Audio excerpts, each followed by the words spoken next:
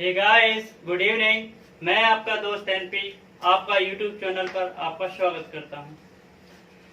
हाँ, तो हम लोग बायोलॉजी पढ़ रहे हैं और बायोलॉजी में ह्यूमन स्केलेटन सिस्टम पढ़ रहे हैं। ह्यूमन बॉडी का स्केलेटन सिस्टम के बारे में पढ़ रहे हैं। तो बायोलॉजी जिस तरीके से बायोलॉजी एक सब्जेक्ट है, उसी तरीके से हर सब्जेक्ट का अपने जीवन में भी अपने आप में एक महत्वपूर्ण होता है, अपना उसका एक महत्व होता है। जैसे कि अर्थशास्त्र के बारे में कहा जाए तो वो हमारे घर के मैनेजमेंट को बताती है, और घर के मैनेजमेंट जैसे कैसे करना है, कैसे देश का मैनेजमेंट होता है। इसी तरीके से ज्योग्राफी जैसा सब्जेक्ट है, तो हमें अपना अप्रोच बदलना है, हमें अपने नज़रिए से देखना है। कुछ लोगों का मानना है कि जीएस बहुत कठिन है और याद नहीं होती, बायोलॉजी बहुत कठिन है, याद नहीं होते सब। तो याद तो होंगे, क्यों नहीं होंगे, बस हमें थोड़ा अप्रोच चाहिए, इस तरीके का अप्रोच चाहिए, हमें देखने का अप्रोच चाहिए कि हम किस नज़र से देख रहे हैं। हर सब्जेक्ट हमारे दैनिक जीवन से जुड़े हैं, और यदि हमने हर सब्जेक्ट को अच्छे नज़रिए से देखा तो हमारी ज़िंदगी भी बेहतर हो जाती है। तो मेरा कहने का मतलब है कि हम लोग बायोलॉजी जो पढ़ रहे हैं, बायोलॉजी में हम जूलॉजी 2 ब्रांच मैंने बताई थी आपको कि बायोलॉजी की 2 ब्रांच होती हैं, एक जूलॉजी, एक बोटनी।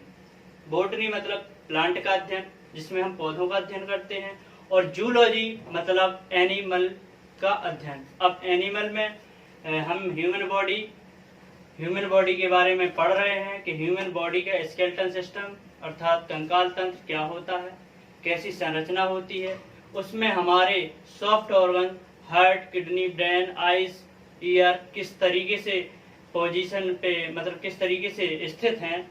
और इसी प्रकार हमने ये भी बताया था कि जूलॉजी या बायोलॉजी दोनों के ही जनक अरिस्टोटल हैं, अरस्तु हैं। और बताया था कि बोटनी के भी जनक थियोप्रेस्टस हैं। तो इसी तरीके से हम जूलॉजी पढ़ रहे हैं और जूलॉजी में ह्यूमन बॉडी का स्केलेटन सिस्टम पढ़ रहे हैं। हम आपको इसलिए बता रहे हैं क्योंकि मेरा समझाने का जो तरीका है, मैं चाहता हूं कि हमें पर डे ये एहसास होना चाहिए कि हम पढ़ क्या रहे हैं, अर्थात हम किस रास्ते पे चल रहे हैं। इसलिए मैं थोड़ा सा रिवाइज जरूर करवाता हूं। तो जो जूलॉजी में हम ह्यूमन बॉडी पढ़ रहे हैं और ह्यूमन बॉडी का स्केलेटन सिस्टम पढ़ रहे हैं, ह्यूमन बॉडी के स्केलेटन सिस्टम के बारे में पढ़ रहे हैं। तो स्केलेटन सिस्टम में हमने बताया था कि इसे 2 पार्ट में डिवाइड किया गया था। 2 पार्ट जो स्केलेटन सिस्टम जो होता है, स्केलेटन सिस्टम जो ह्यूमन बॉडी का हो या किसी भी एनिमल का स्केलेटन सिस्टम होता है, वो बोन्स का बना होता है। तो अब बोन्स क्या होती हैं या कार्टिलेज क्या होता है, इन सब के बारे में हम बहुत डिटेल से अध्ययन करेंगे। इसलिए हम कल जहाँ पढ़ रहे थे ह्यूमन स्केलेटन सिस्टम में कि इसे 2 पार्ट में डिवाइड किया गया है, एक एक्सियल स्केलेटन सिस्टम, दूसरा appendicular skeleton system. Axial skeleton system में हमने बताया था कि इसमें 80 बोन्स होती हैं और अपेंडिकुलर स्केलेटन सिस्टम में 126 बोन होती है, यानी कि दोनों को मिलाकर टोटल 206 बोन्स होती हैं, और चाइल्ड स्टेज में 300 बोन्स होती हैं। इसी प्रकार अब हम एक्सियल स्केलेटन सिस्टम पढ़ रहे हैं। तो एक्सियल स्केलेटन सिस्टम में 80 बोन्स जो हैं वो कौन कौन सी हैं, इसके बारे में हम जान रहे हैं। और हमने देखा कि एक्सियल स्केलेटन सिस्टम में स्कल जो होता है, वो स्कल 3 पार्ट में डिवाइड किया गया था।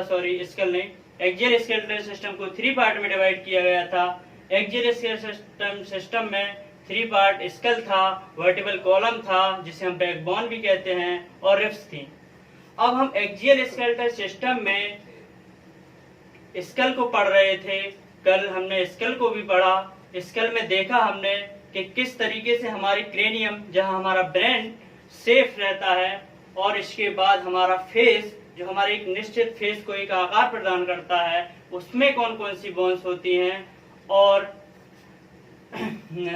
हॉइड क्या होता है, और ईयर्स में कौन कौन सी बोन्स होती हैं, ये हमने कल वाली क्लास में डिस्कस किया था। अब हम स्कल में, क्रेनियम में क्या पढ़ा था, 8 बोन्स कौन कौन सी होती हैं, ये भी बताया था। अब ये कुछ लोगों को समस्या होती होगी कि ये सब याद कैसे होगा। तो याद करने का एक सही तरीका ये है कि हमें एक अप्रोच तय करना है। हमें सिर्फ रटना नहीं है, हमें सिर्फ देखना है, हमें हर चीज का संपूर्ण एनालिसिस करना है।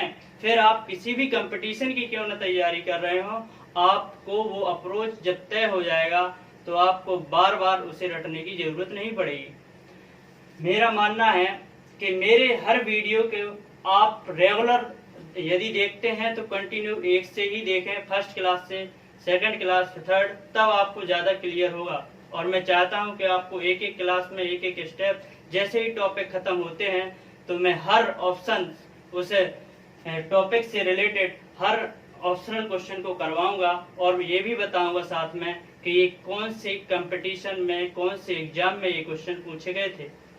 इससे आप किसी भी लेवल का भी देते हैं एग्जाम तो आपको सपोर्ट मिलेगा, ऐसा इससे कोई भी क्वेश्चन बचने वाला नहीं है।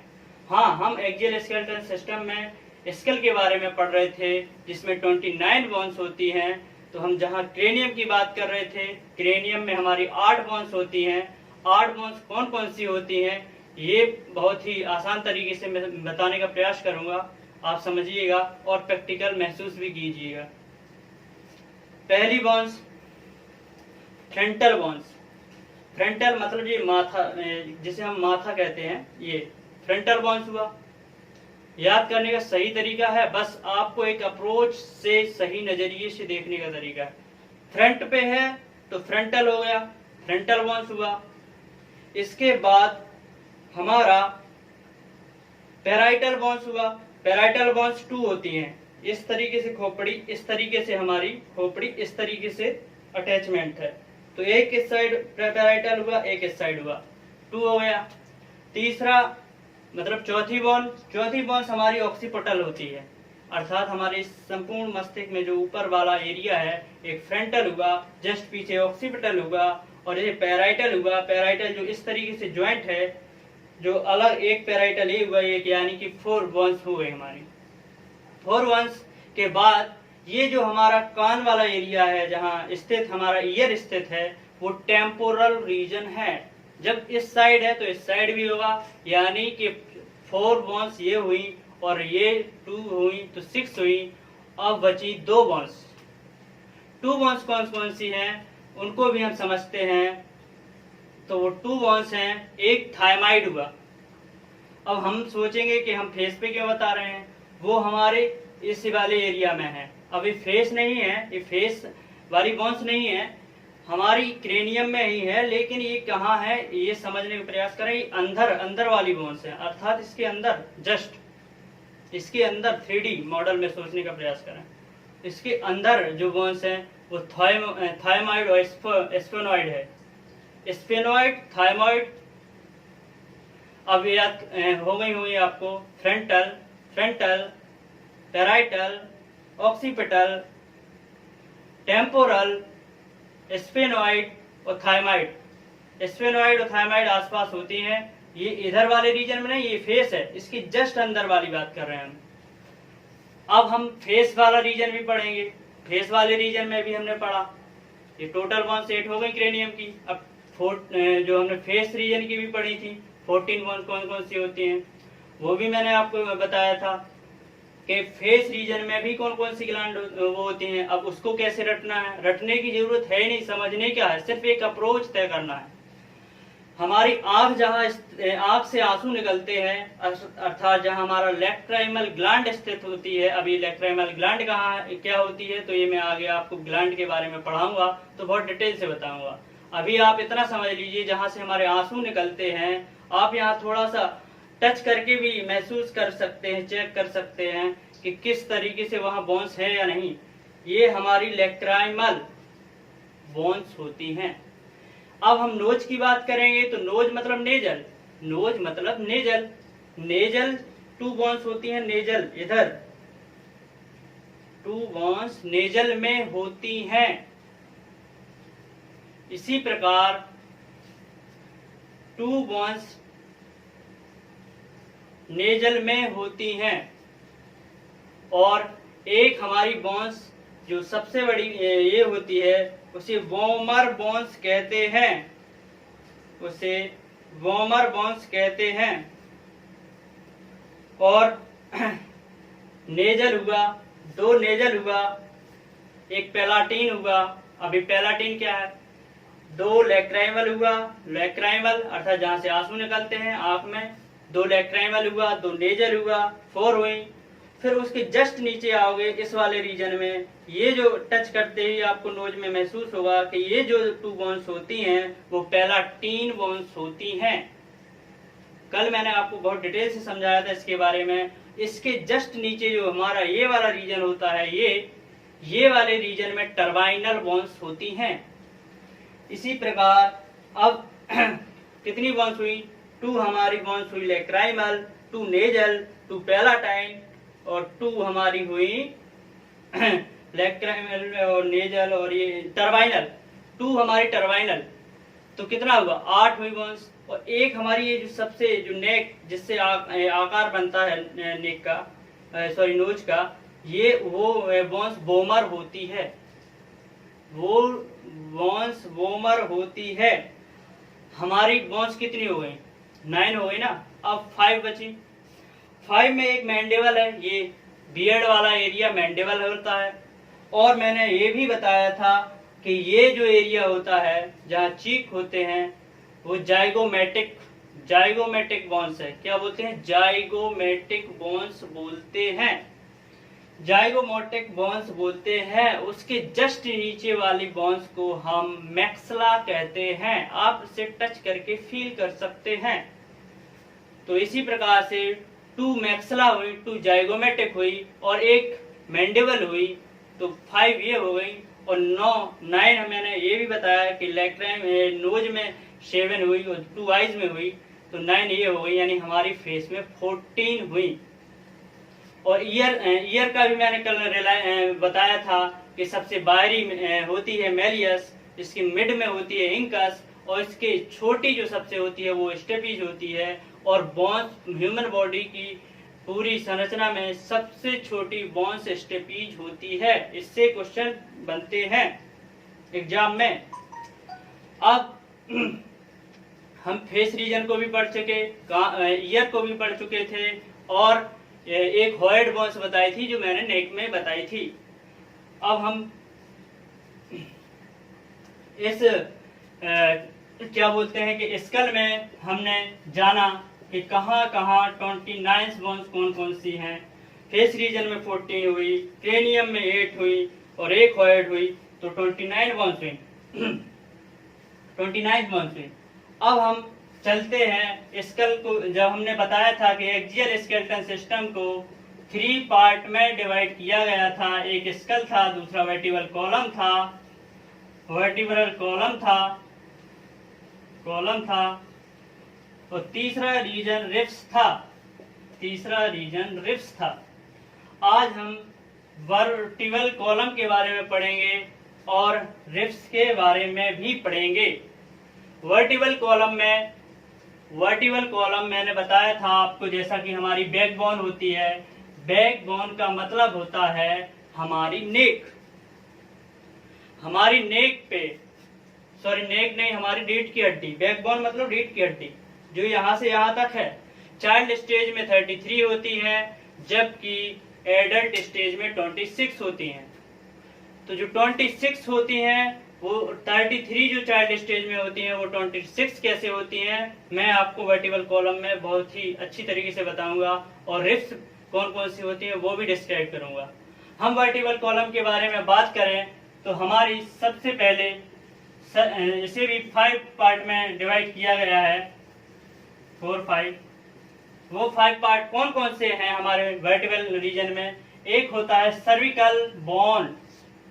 सर्विकल बॉन्ड्स, सर्विकल बॉन्ड्स कौन कौन सी होती हैं? ये समूह में होती हैं और ये सारी सेल्स समूह में होती हैं। सर्विकल के बाद थोरेसिक रीजन होता है। यदि कहा जाए तो ये बॉन्ड्स ना कह के हम इसे सर्विकल रीजन कह सकते हैं, वो एरिया जहां सर्विकल वाली बॉन्ड्स उपस्थित होती हैं। थोरेसिक बॉन्ड होती हैं। थोरेसिक बॉन्ड के बाद हम तीसरे जो होता है रीजन, वो होता है lumbar region. Lumbar region, lumbar region. एक होता है sacral region. Sacral region, sacral region. और 5 जिसे हम टेलबोन भी कहते हैं, अर्थात वह रीजन कोडल रीजन कहलाता है। कोडल रीजन कहलाता है। कोडल रीजन कहलाता है। अब कोडल रीजन को टेलबोन भी कहते हैं। किसी किसी किताब में कॉक्सिक्स भी लिखा है। तो कॉक्सिक्स, कोडल और टेलबोन यदि कहीं आता है एग्जाम में तो वो एक ही होती हैं। अब मैं आपको समझाने का प्रयास करूंगा कि सर्विकल रीजन में 7 बॉन्ड्स 1 से 7 तक होती है। थोरेसिक रीजन में 12 होती हैं और लुम्बर रीजन में 5 होती हैं। सेक्टरल रीजन में भी 5 होती हैं और कोडल रीजन में 4 होती हैं। इस तरीके से काउंट करेंगे तो 12 7 19, 5 24, 5 29 और 4 33 जो हमारी चाइल्ड स्टेज में होती हैं। चाइल्ड स्टेज में 33 होती हैं बॉन्ड्स हमारी बैकबोन में, अर्थात वर्टिकल कॉलम में। अब हम समझेंगे कि ये बॉन्ड्स या सर्विकल रीजन क्या है। सर्विकल रीजन वह होती है जहां हमारी रीढ़ की हड्डी में नेक जहां स्थित होता है, अर्थात ये पीछे का जो एरिया होता है वो 1 से लेके 7 तक के समूह को हम सर्विकल रीजन कहते हैं। जो 1 से लेके 7 तक का एरिया है वो सर्विकल रीजन है और उसमें हमारा सिर्फ नेक उपस्थित है और नेक से हम मूवमेंट करते हैं। इसी प्रकार हम थोरेसिक रीजन के बारे में बात करें तो 1 से 7 के रीजन के बाद जो आगे की 1 उधर से लेके 12 रीजन तक की 12 बोन्स उस रीजन के बाद, सर्विकल रीजन के बाद आगे की 12 बोन्स हमारी थोरेसिक रीजन में आती हैं। थोरेसिक रीजन के बाद आगे की 5 बोन्स हमारी लुम्बर रीजन में आती हैं। लुम्बर रीजन के बाद हम आगे की उस आगे की बात करें तो लुम्बर रीजन में थोरेसिक रीजन के 5 बोन्स के बाद जो 5 अगली नेक्स्ट 5 बोन्स होती हैं उन्हें हम लुम्बर रीजन कहते हैं। फिर उसके बाद जो 5 बोन्स होती हैं उन्हें हम सेक्रल बोन्स कहते हैं। इसी तरीके से ये जो लास्ट की 4 बोन्स बचती हैं वो हमारी टेल बोन्स कहलाती हैं या कॉर्डल रीजन कहलाता है या कॉक्सिक्स भी कहते हैं। अब हमने इन चीजों को समझा और हम समझेंगे कि इस बैकबोन का क्या महत्व है हमारी बॉडी में। इस बैकबोन का हमारी बॉडी में महत्व है। ये एस शेप की होती है और हमारी बॉडी को मूवमेंट प्रदान करती है और हमारी बॉडी को एक निश्चित वे में साधे रहती है ताकि हम खड़े हो सकें और उसे चलने में भी सहायक होती है। तो इस तरीके से हमने आज वर्टिकल कॉलम को बहुत ही डिटेल से पढ़ा। अब हम रिब्स को भी एक्सियल स्केलेटल सिस्टम पढ़ रहे हैं जिसमें 80 बोन्स हैं। 80 बोन्स में मैंने बताया है कि इसे एक्सियल रीजन को 3 पार्ट में बांटा गया है। स्केल होता है, स्केल के बाद वर्टिकल कॉलम होता है, वर्टिकल कॉलम के बाद रिब्स होता है और स्केल में 29 बोन्स होती है और वर्टिकल कॉलम में 33 होती है। हाँ, मैं बताना भूल गया कि जो हमारे लास्ट की जो सेक्रल रीजन होता है वर्टिकल कॉलम में 4th नंबर का और जो 5 नंबर का कॉर्डल रीजन होता है जिसमें बताया था मैंने अभी कि 5 और लास्ट की कॉर्डल रीजन में 4 बोन्स होती हैं जो एडल्ट स्टेज में जाके सिर्फ 1 बचती हैं, आपस में कोलैप्स हो जाती हैं। अब वो जो कोलैप्स हो जाती हैं 5 बोन्स में से जो बोन्स कोलैप्स हो गई तो 4 रिड्यूस हो गई। रिड्यूस का मतलब है कि यदि 4 जब 5 मिलके 1 बनाते हैं तो 4 यहाँ से निकल गई हैं और 3 यहाँ से निकल गया है, यानी कि 4 3 7 बॉन्ड्स हमारी आपस में कोलैप्स हो गई हैं। इसीलिए हमारी 7 बॉन्ड्स यदि 33 में निकाल दिया जाए तो एडल्ट स्टेज में 26 ही बॉन्ड बचती हैं। अब हम साधारण वे में रिब्स के बारे में भी पढ़ लेते हैं। रिब्स क्या होता है? जैसा कि हमने बताया था कि आगे की जो पसलियां होती हैं, आगे की जो पसलियां, ये जो पसलियां होती हैं जहां हमारा लंग्स और हार्ट दोनों ही सुरक्षित रहते हैं, वो रीजन हमारा रिब्स कहलाता है, जिसमें 25 बोन्स होती हैं। वो रिब्स रीजन में 12 इस साइड भी होती हैं, 12 इस साइड भी होती हैं, और बीच में जो आपस में जोड़ता है, अटैचमेंट का काम करता है, उसे स्टर्नम कहते हैं। क्या कहते हैं उसे? स्टर्नम कहते हैं। उसे स्टर्नम कहते हैं, स्टर्नम कहते हैं, उसे स्टर्नम कहते हैं। अब हमने ये भी समझा कि जो रिब्स होती हैं 12 ये इस तरीके से हमने बताया था आपको कि ये हमारी स्टर्नम है, और इस तरीके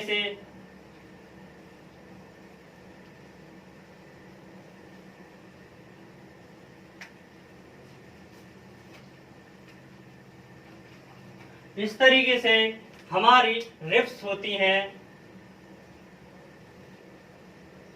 जो 12 इस साइड होती हैं और 12 इस साइड होती हैं, और ये बीच में स्टर्नम होता है, यानी कि ये 25 हुई। अब हमें देखना है कि जो हमारे 1 से लेके 7 तक ये पेयर में होती हैं, 12 इस साइड 12 इस साइड। अब हम 1 से लेके 7 पेयर तक काउंट करेंगे, 1 से लेके 7 तक हम इसे काउंट करेंगे और इसे कहेंगे ट्रू रिब्स। ट्रू रिब्स अर्थात ट्रू बोन्स। और शेष 8 9 10, यानी कि 7 के बाद जो 3 और पेयर में है 8 9 10, वो बोन्स कौन सी होती हैं? उन्हें फॉल्स रिब्स कहते हैं, उन्हें फॉल्स रिब्स कहते हैं,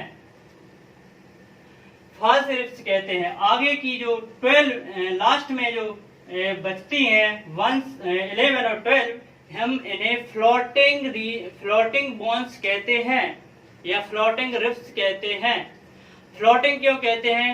क्योंकि ये बोन्स लास्ट की जो 11 12 होती हैं वो हमारे स्विमिंग में बहुत सहायक होती हैं, हमारी स्विमिंग करने में हेल्प करती हैं। इसलिए हम इस लास्ट की बोन्स को जो पेयर में होती हैं 11 12, जो इस साइड भी, हम उसे क्या कहते हैं? फ्लोटिंग रिब्स कहते हैं। तो आज हमने जाना कि किस तरीके से इसमें बोन्स होती हैं, रिब्स कौन सा है, वर्टिकल कॉलम क्या है, वर्टिकल कॉलम के बारे में हमने बताया, रिब्स के बारे में भी आज हमने जाना, जैसा कि आप फिगर में देख सकते हैं। आप फिगर में देखें और डायग्राम को देख के इस चीजों का एनालाइज करें। आज बस इतना ही, आज के लिए धन्यवाद।